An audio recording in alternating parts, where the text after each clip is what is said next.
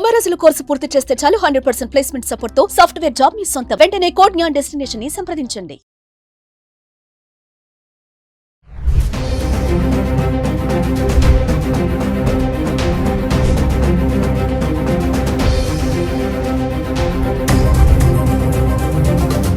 Hi hello నమస్తే, welcome back to Suman TV.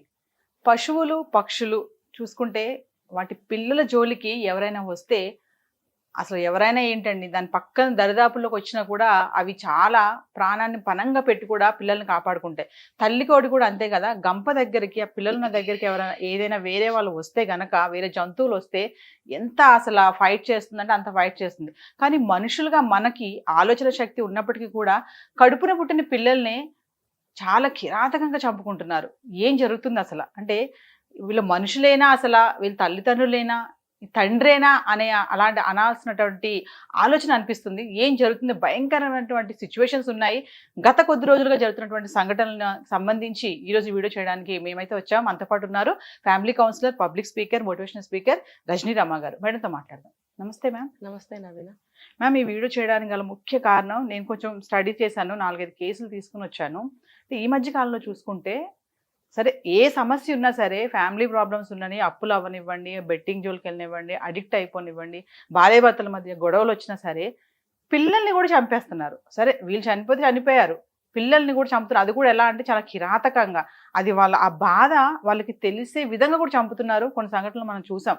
ఎందుకు అంటారు అసలు? మనుషులైనా వీళ్ళు, తల్లిదండ్రులైనా వీళ్ళు అంటే దానికి సమాధానం లేదు. నేను అన్నట్టుగా ఒక జంతువు కూడా, ఇప్పుడు అంటారు కదా, పంది పిల్ల పందికి ముద్దు అంటారు. అసలు వస్తే జోలికి వస్తే అవి ఎంత ఫైట్ చేస్తాయి మేడం, కరుస్తాయి. అసలు భయం వేస్తుంది మనకి. ఆ పిల్లల దగ్గరికి వెళ్ళాలంటే, కుక్క పిల్లల దగ్గరికి మనం వెళ్ళాలంటే అమ్మ తల్లి ఎక్కడ వచ్చేస్తుందా, దాడి చేస్తుందని మనం భయపడిన సందర్భాలు చాలానే ఉన్నాయి.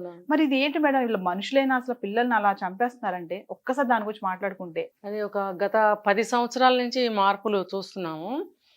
అది ఇప్పుడు గ్రాడ్యువల్గా పెరిగిపోయాయి. ఇప్పుడు ఎటు చూసినా అవే కనిపిస్తున్నాయి. ఒకప్పుడు స్టార్ట్ అయ్యాయి అని చెప్పుకున్నాం.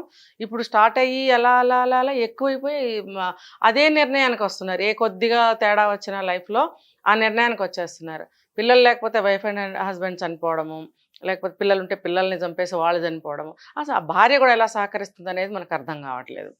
అంటే ఏంటంటే, మనం చాలాసార్లు చాలా విషయాలు మనం మాట్లాడుకున్నాం. అందులో ఒకటి ఏంటంటే, కష్టపడకుండా సంపాదించడానికి అలవాటు పడటం. ఇప్పుడు కొంచెం ఫైనాన్షియల్గా వీక్గా ఉన్నారనుకోండి, ఎలాగోలా కష్టపడి వాళ్ళని, పిల్లల్ని పైకి తీసుకురావాలి, మనం డెవలప్ కావాలి అనే ఆలోచన చేయలేకపోతున్నారు. ఎందుకంటే కష్టపడలేకపోవడానికి. కష్టపడితే మనీ వస్తుంది ఏదో ఒక విధంగా మన తాహతకి తగ్గట్టుగా మన లైఫ్ని లీడ్ చేసుకోవటానికి అలవాటు పడలేకపోతున్నారు. పడగలిగితే ఇలాంటివి కొన్ని అరికట్టచ్చు. ఎందుకంటే నేను ఎందుకు చెప్తాను ఈ పాయింట్, కష్టపడితే మనీ వస్తుంది, కష్టపడకుండా మనీ రావాలనే ఆలోచనలో ఎక్కువగా ఉన్నారు ఈ మధ్య. దానికి తోడు కుటుంబ సమస్యలు తోడైతే ఇంకా వాళ్ళకి వేరే దారి ఏం కనిపించదు. కష్టపడి సంపాదించడానికి వాళ్ళకి చేత కావట్లేదు. రెండోది, మెంటల్గా ఆలోచించలేకపోతున్నారు. అసలు మనము ప్రతి సమస్యకి పరిష్కారం పక్కనే ఉంటుంది, పక్కన లేకపోతే ఇంకో చోట ఉంటుంది, మనం వెతుక్కోవాలి దాన్ని. అంత ఆలోచన శక్తి ఎవరికి ఉండట్లేదు. ఇప్పుడు ఇంట్లో వాళ్ళు ఎవరైనా పెద్దవాళ్ళు చెప్తే కూడా వాళ్ళు ఎక్కించుకోరు, వాళ్ళకి చెప్పేంత గ్యాప్ కూడా వీళ్ళు ఇవ్వకుండా ఈ పనులు చేస్తున్నారు. ఇంకా మాలాంటి కౌన్సిలర్స్ దగ్గరికి ఎప్పుడు వస్తారు, ఎలా వస్తారు? వస్తే కూడా వాళ్ళకి ఒక దారి దొరుకుతుంది, వాళ్ళకు ఒక ఆలోచన దొరుకుతుంది, పరిష్కారం దొరుకుతుంది. ఇంట్లో వాళ్ళని సంప్రదించినా ఎంతో కొంత వాళ్ళకి మనోధైర్యం పెరుగుతుంది, కొంచెం బలం వచ్చినట్టు అవుతుంది, ధైర్యం వస్తుంది వాళ్ళకి. అలా కూడా చెప్పట్లేదు, ఇంట్లో మెంబర్స్కి కూడా చెప్పకుండా ఈ పనులు చేస్తున్నారు. అలాంటప్పుడు ఫ్యామిలీ నష్టపోతున్నారు ఇప్పుడు. కాబట్టి వీళ్ళు ఏంటంటే, మెయిన్ నేను అనేది 2 పాయింట్లు. ఒకటి, కష్టపడి సంపాదించలేకపోవడము. రెండోది ఏంటంటే చేతకానితనం, ఒక ఆలోచన చేయలేకపోవడం. ఇది ఎలా అయినా తీసుకోవచ్చు. ఒక ఆలోచన చేయలేకపోవడం, కష్టపడలేకపోవడము, ఎవరినైనా అడగటానికి యుగోసు, లేకపోతే ఇంకోటి అడ్డం రావటము, ఇంకోటి ఏంటంటే ఎదుర్కొనే శక్తి లేకపోవడము. ఇవన్నీ కారణాలు గప్చిప్గా చేసేస్తున్నారు, ఎవరు ఊహించట్లేదు. ఇప్పుడు మీరు చెప్పారు కాకినాడ ఓఎన్జీసీలో వర్క్ చేసే అతను. ఓఎన్జీసీ అంటే అసలు ఎన్ని ఫెసిలిటీస్ ఉంటాయి తెలుసా అండి? Central government department, that ONGC అంటే రిచెస్ట్ యూనిట్ అది. అసలు అక్కడ కింద పనిచేసే వాళ్ళకి కూడా మంచి శాలరీస్ ఉంటాయి, అసలు ఫుల్ ఫెసిలిటీస్ ఉంటాయి వాళ్ళకి. వాళ్ళ మనీ తీసుకెళ్ళి దాచుకోవడమే, అన్నిట్లో వాళ్ళకి ఫెసిలిటీస్ ఉంటాయి. అది మనకు చెప్తున్నారు, అతను డూప్లెక్స్ హౌస్ లో ఉంటున్నాడు. అవును, ఫ్యామిలీ ప్రాబ్లమ్స్ కూడా లేవంట మేడం, ఆర్థిక ఇబ్బందులు లేవంట. ఏమీ లేవు కదా. మరి ఎందుకు ఇలా చేస్తున్నారంటే వాళ్ళు ఏం లేదు, జస్ట్ ఒక మైనం బొమ్మల్లాగా అనమాట. నైస్గా చదువుకోవడం, నైస్గా జాబ్లో జాయిన్ చేయడం, అవ్వడము, నైస్గా ఊరికే సంపాదించుకోవడం, లగ్జూరియస్గా బ్రతకడం, అంతే వాళ్ళకి తెలుసు. ఇంకేమీ తెలియదు వాళ్ళకి. కష్టం అంటే ఏంటో తెలియదు, కష్టపడి సంపాదించడం అంటే ఏంటో తెలియదు, హార్డ్గా కొంచెం కూర్చొని సమస్య పట్ల ఆలోచించడం రాదు, నలుగురిని సంప్రదించడం ఇష్టం ఉండదు, తర్వాత పిల్లల్ని సరిగ్గా పెంచడం చేత కాదు. ఒక్కొక్క దానికి ఒక్కొక్క లక్షణాలు ఎన్ని ఉన్నాయి చూస్తారు ఇప్పుడు ఇక్కడ. అంటే బలవంతంగా మేడం వాళ్ళని ఏంటంటే ఆ పెయిన్ పిల్లలకి తెలిసేటట్టుగా చంపుతున్నారు. Yes. అంటే ఆ టైంలో వాళ్ళ తల్లిదండ్రులు అనేది మర్చిపోతున్నారు అంటారు. అసలు అమ్మో నా కడుపును పుట్టిన పిల్లలు కదా, వీళ్ళు ఇంత నొప్పి వస్తేనే, చిన్న దెబ్బ తగిలితేనే మనకి ఎంత బాధ అనిపిస్తుంది మన పిల్లలకి దెబ్బ తగిలితే. అలాంటిది అంత అలా వాళ్ళని కాలు చేతులు కట్టేసి మనం బలవంతంగా చంపడం అనేది, హ్యాంగ్ చేయడం అనేది. ఇప్పుడు ఆ పిల్లలు 6 సంవత్సరాలు 7 సంవత్సరాల పిల్లలు సరిగ్గా చదవట్లేదు.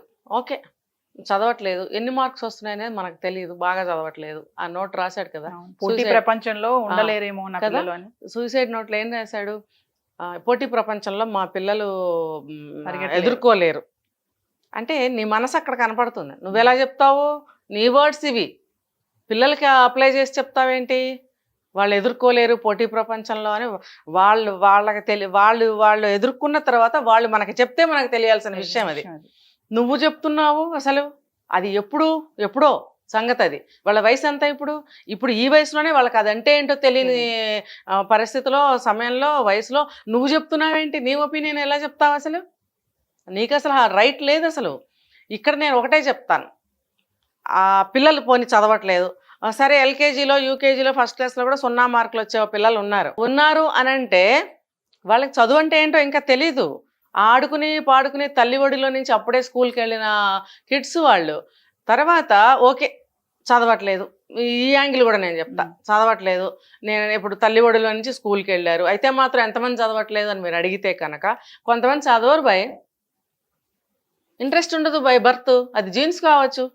ఇప్పుడు తల్లి అంత ఇంటెలిజెంట్ కాకపోవచ్చు, అమ్మమ్మలు, నాన్నమ్మలు, తాతలు, మేనమాలు ఎవరన్నా అంత ఇంటెలిజెన్స్ కాకపోవచ్చు, లేకపోతే ఇంకా చదువు పట్ల అంత అవగాహన లేని వయసు. తర్వాత నేను ఇంకొక పెద్ద కారణం చెప్తాను, అదంతా ఒక పక్కన పెడితే అసలు వాళ్ళు అలా ఉండటానికి మెయిన్ రీజన్ తల్లిదండ్రులే. మళ్ళీ నేను పేరెంటింగ్కే వస్తా. ఇప్పుడు వాళ్ళకి చదవాలని, ఫస్ట్ మార్కులు తెచ్చుకోవాలని, ఇదిగా ఉండాలని వాళ్ళు అనుకుంటారా? రాదు, వాళ్ళకి అనుకోరు. స్కూల్లో పాఠాలు చెప్తే గ్రాస్ప్ చేసే విధానాన్ని బట్టి తిరిగి వీళ్ళు చెప్పగలిగి రాయగలిగినప్పుడు మార్క్స్ వస్తాయి కదా.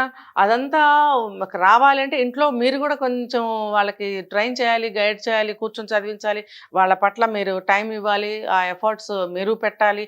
అప్పుడు పిల్లలకి చదువుకోవాలి అనే ఆలోచన వస్తుంది. ఆ ఆలోచన రావాలి అనేది చేయాల్సింది మీరేం చేశారు? ఆ సిఐ గారు చెప్తున్నారు, వినారా మీరు?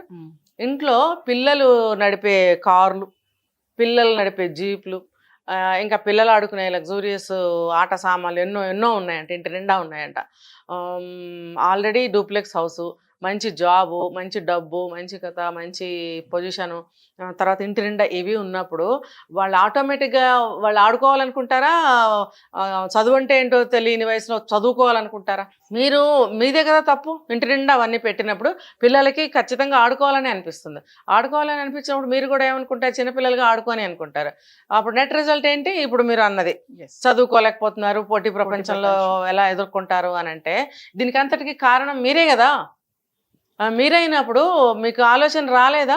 పోనీ ఎవరినైనా సంప్రదించారా? మీరు కనీసం స్కూల్లో ప్రిన్సిపాల్ని, హెడ్ మాస్టర్ని సంప్రదించినా వాళ్ళు కూడా టిప్స్ ఇచ్చేవారు. అట్లీస్ట్ ఒక టీచర్ని మీరు అడిగినా వాళ్ళైనా టిప్స్ ఇచ్చేవారు.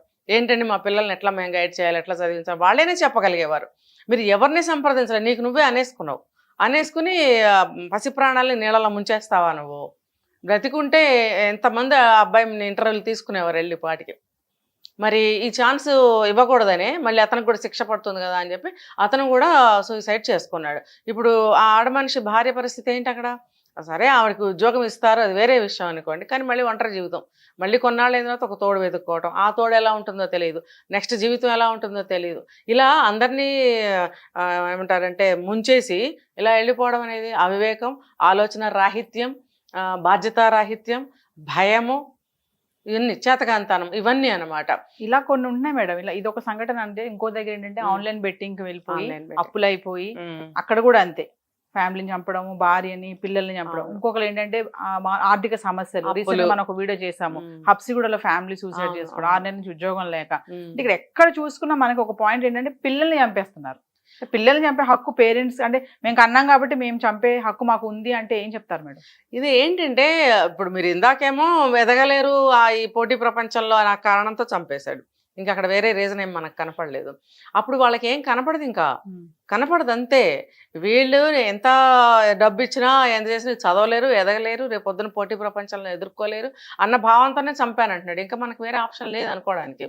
ఇంకొక కేసు తీసుకుంటే ఆర్థిక ఇబ్బందులు. పరిస్థితులు. నేను వీటన్నిటిలో మీకు కామన్ పాయింట్ కనిపిస్తుందా? ఏంటి? Easy money. కష్టపడకుండా సంపాదించగలగాలి, కష్టపడకుండా సంపాదించగలగాలి. తర్వాత అది లేకపోతే వేరే విధంగా సంపాదించడం వాళ్ళకి తెలియని విషయం. అంటే సమస్య వస్తే ఇంకా చనిపోవడమే అనేసి ఇంక వైఫ్ అండ్ హస్బెండ్ కూర్చొని మాట్లాడుకుంటున్నారంటారా? వైఫ్ అండ్ హస్బెండ్ లేదు, ఏమీ లేదు ఇందులో. ఆలోచించలేరండి, ఇంకా అసలు వేరే ఆలోచనలు రావు. భయం వేస్తుంది వాళ్ళకి. ఇప్పుడు ఏదైనా తప్పు చేశారో మనిషికి ఒకటే పేడుస్తుంది, పోలీసులు పట్టుకుంటారో, మనం చేసేస్తారో, చంపేస్తారో, భయపడిపోతుంటారు. ఆ భయం ఒక్కటే పనిచేస్తుంది వాళ్ళకి. అలాగే ఇలాంటి కండిషన్స్లో కూడా అమ్మో ఇప్పుడు బెట్టింగ్లో ఇంత డబ్బు సంపాదిస్తున్నాను, మంచిగా బతుకుతున్నాను, సడన్గా ఇదేమన్నా అయిపోయింది, లేకపోతే అయిపోయింది, ఇప్పుడు ఏంటి, ఏం చేయాలని భయం పట్టుకుంటుంది. అలాగే అప్పులు పాలైపోయారు. అప్పులు పాలైపోయినప్పుడు అమ్మో ఇంటి చుట్టూ ఇన్నప్పులు నేను తీర్చగలనా లేదా, మా భార్య కూడా ఉద్యోగం చేయదు, ఒకళ్ళు ఉద్యోగం చేసినా ఆమె దాంతో తీర్చలేరు, రేపు పిల్లల్ని ఎలా పోషిస్తుంది, లేకపోతే నేను ఒక్కడే చచ్చిపోతే ఆమె వేరే పెళ్లి చేసుకుంటే పిల్లల్ని చూడదేమో వచ్చేవాళ్ళు, ఇలా రకరకాల భయాలతోటి అలా చేస్తున్నారు. దీనికి అంతటికి ఏంటంటే కష్టపడలేకపోవటం. కష్టపడి నువ్వు ఏదైనా చేయగలగాలి. నీకు ఎడ్యుకేషన్ క్వాలిఫికేషన్స్ ఉంటున్నాయి కదా, స్కిల్స్ పెంచుకోండి, టాలెంట్స్ పెంచుకోండి, కమ్యూనికేషన్ స్కిల్స్ పెంచుకోండి. పెంచుకున్నప్పుడు ఏమవుతుందంటే మీకు ఆలోచన ఇంకో విధంగా పనిచేస్తుంది. వేరే విధంగా నేను ఎలా అచీవ్ అవ్వగలను, ఎలా ముందుకు వెళ్ళగలను, ఇవన్నీ తడతాయి, ఆలోచనలు వస్తాయి. కనీసం అలాంటి సిచ్యువేషన్లో ఎక్స్పర్ట్స్ని సంప్రదించాలి. ఇంట్లో కూడా ఉంటారు ఎక్స్పర్ట్స్. లేదు మీ ఇంట్లో వర్కౌట్ అవ్వట్లేదు అన్నప్పుడు బయట సంప్రదించండి. సంప్రదించినప్పుడు మీకు ఖచ్చితంగా సలహా దొరుకుతుంది. కొంచెం గ్యాప్ అన్నా తీసుకోండి. ఆ గ్యాప్ తీసుకున్నప్పుడైనా మీ మైండ్ మీకు మీరే ఇంకొక ఆలోచన చేయగలుగుతారు. మీరు ఏమీ చేయకుండా గుడ్డిగా భయపడిపోయి చేతగానితనంతో మాత్రమే సూసైడ్ చేసుకుంటున్నారు. మీరు ఇప్పుడు ఇన్ని కేసులు చెప్పారు, అన్నిట్లో కామన్గా నాకు కనపడింది ఇదే: భయము, చేతగానితనము, కష్టపడలేకపోవడము, ఈజీ మనీ సంపాదించుకోవడం. దానికి అలవాటు పడినప్పుడు కష్టపడి ఎలా సంపాదించాలి ఇంకా తెలియదు వాళ్ళకి. ఎలా కష్టపడి సంపాదించాలనేది వాళ్ళకి తెలియని విషయం. సో సూసైడ్ కమిట్ అవుతున్నారు. ఫ్యామిలీ మెంబర్స్ని కూడా ఇలా చేస్తున్నారు. Thank you ma'am.